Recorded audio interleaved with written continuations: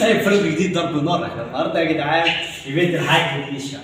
طبعا انتوا شايفين ميه صواريخ تبس بلوكس. بنقول يا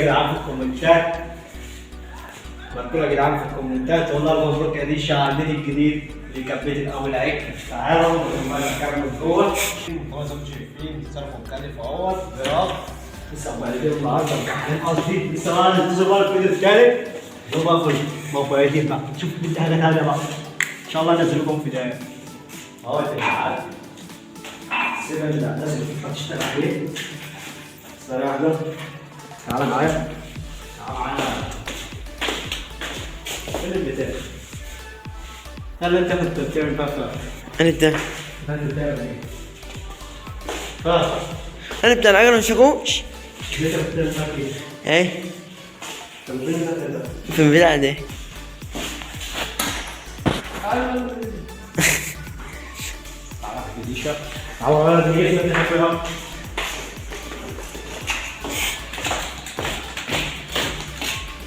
يا جدعان ناطر وده الموبايلات دول جبت يا ابني انا الموبايلات دول وانا بطلع السلم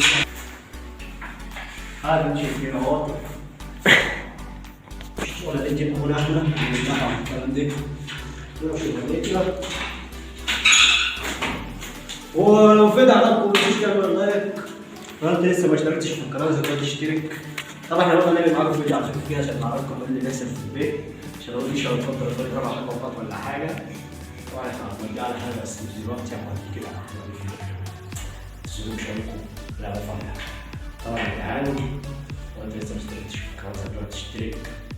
استني بقى اشتري بقى مش تبقى كده كده ايه في انت مش هتاخد حاجه من وراه هموت يعني كل لو مش هاخد حاجه من الاشتراك يعني ولا قيمه ولا لبس ولا اي حاجه هو موبايل بدون شغل فينا كده عادي يشوف انت تشتري دلوقتي لسه ما اشتركتش معانا بروح ندور عليها استشفوس مع واسط من عندكم